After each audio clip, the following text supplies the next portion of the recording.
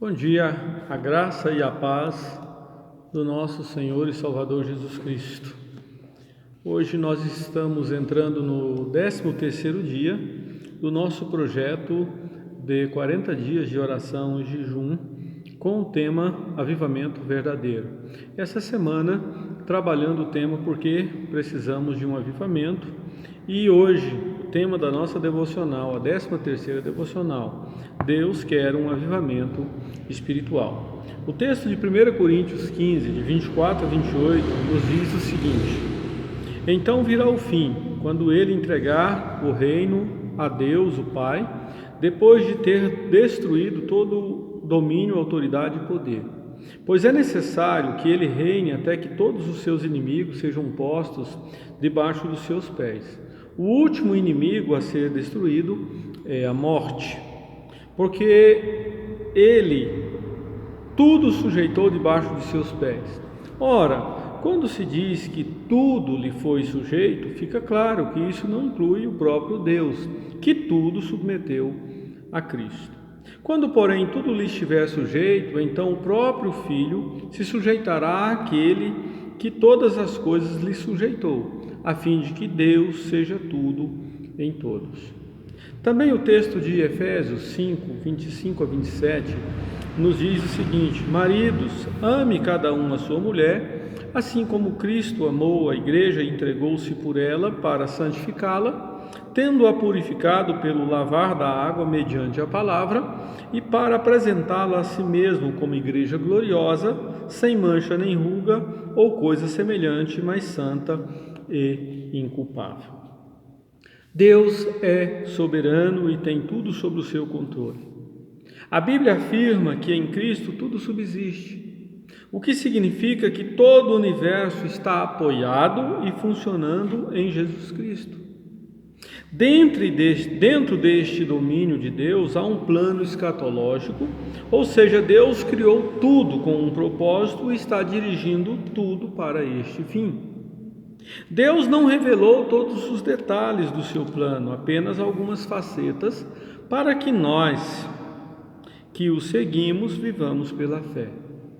Dentre as revelações de Deus, temos algumas referentes ao final dos tempos.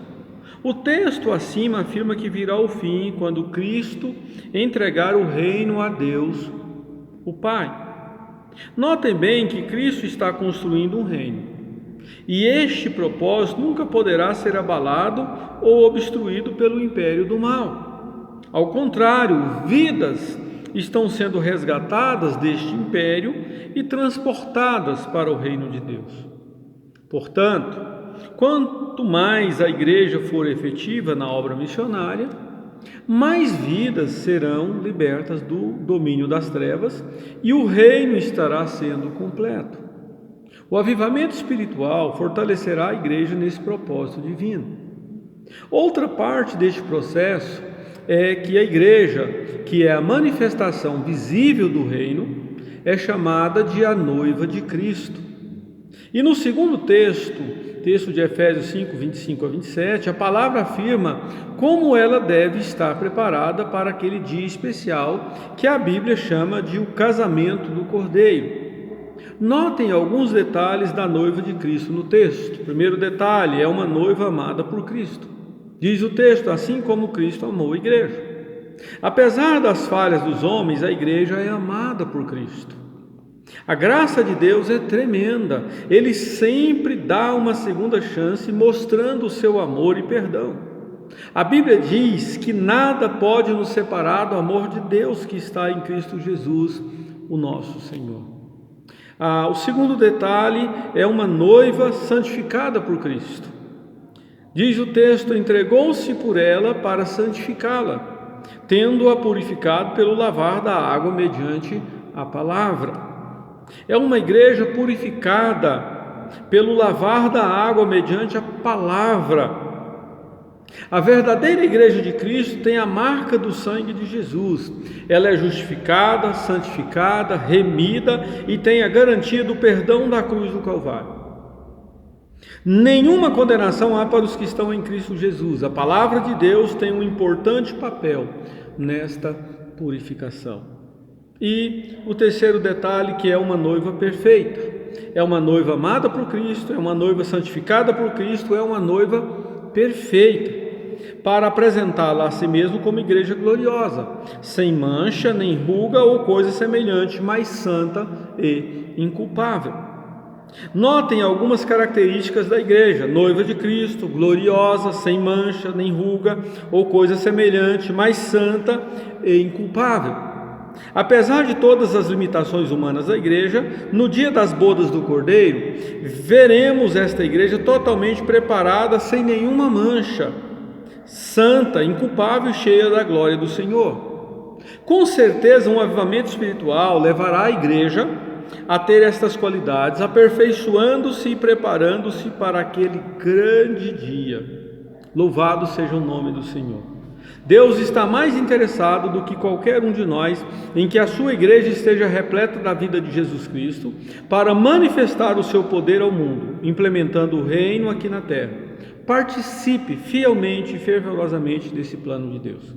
Que Deus abençoe a você e a mim, que Deus abençoe a sua igreja, que Deus nos abençoe nesse dia e que nós estejamos sempre dispostos e disponíveis a servir o Senhor no seu reino.